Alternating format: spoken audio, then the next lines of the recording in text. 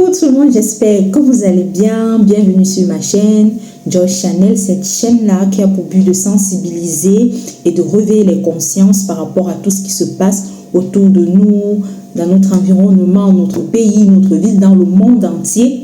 N'oubliez pas, pour tous ceux qui ont des histoires vraies ou mystiques à raconter, de nous laisser un message WhatsApp via le numéro WhatsApp en bas de description et nous allons nous décider ensemble sur comment est-ce que je vais véhiculer cette histoire. Je pourrais mettre votre voice ici ou alors raconter de ma propre voix. Donc tout cela dépendra de vous, de comment est-ce qu'on va s'accorder sur la manière de raconter votre histoire.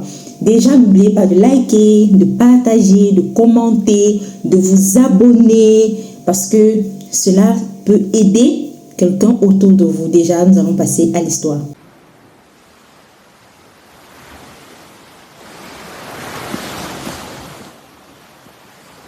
C'est l'histoire d'une dame, on va lui donner un nom d'emprunt, Sophie, qui a décidé de partager son histoire avec nous. C'est une très petite histoire, mais dans le but de sensibiliser les parents.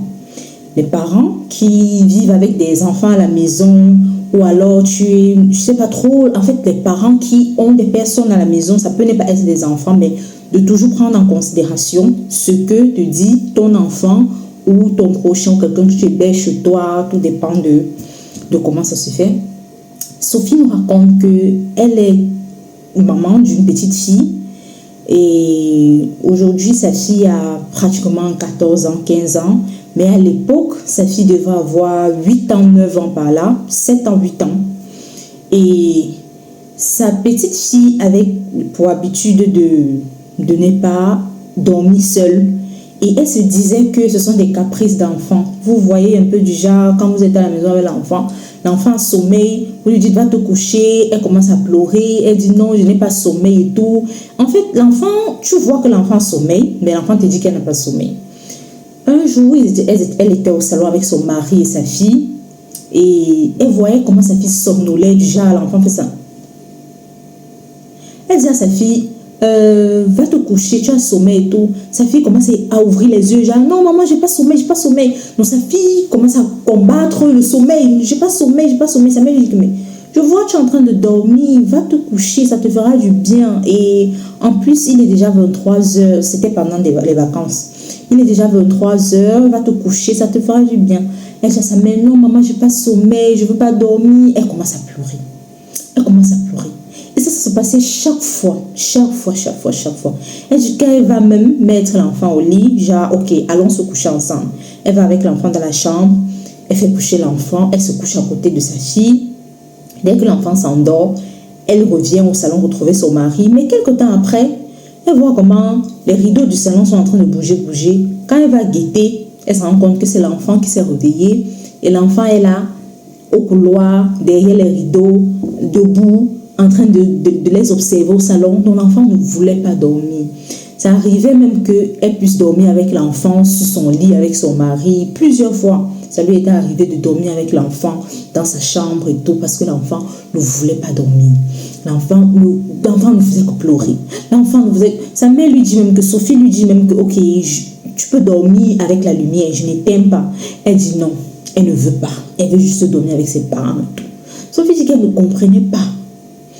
Un jour, elle appelle sa fille, elle dit à sa fille, mais raconte-moi réellement ce qui se passe, quel est le véritable problème, pourquoi tu ne veux pas dormir seule et tout. Sa fille lui dit que non, parce qu'à chaque fois que je dors, il y a un monsieur grand de taille qui vient me déranger avec un autre monsieur petit de taille. En fait, donc sa fille expliquait qu'il y a un monsieur grand et un autre goût qui viennent chaque nuit la déranger et tout.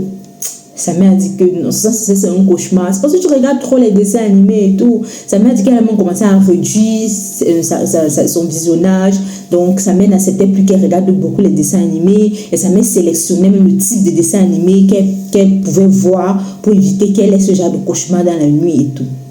Sa fille lui racontait comment l'homme disait il me tape, hier il m'a même giflé, un autre jour il m'a poussé du lit. Elle dit à sa mère que le monsieur est venu la pousser du lit, elle se retrouvait au sol et tout. Elle raconte ces histoires bizarres. Sa mère dit que non, là Je pense que, bon, ça m'a souri en mode, non, elle veut juste ça des cauchemars et parce qu'elle regarde trop les dessins animés et tout.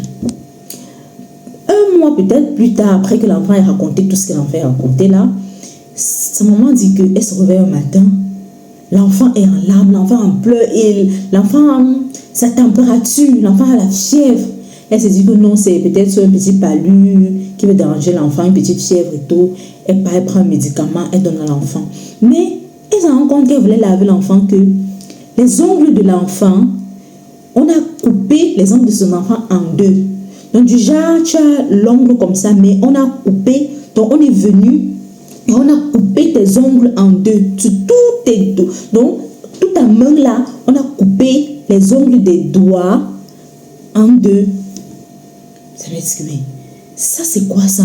Ça, c'est pas normal, c'est pas quelque chose de naturel, c'est pas quelque chose de simple. Parce que hier, en allant te coucher, en allant dormir et tout allait bien. Comment se fait-il que ce matin, tes ongles sont coupés en deux? Qu'est-ce qui s'est passé?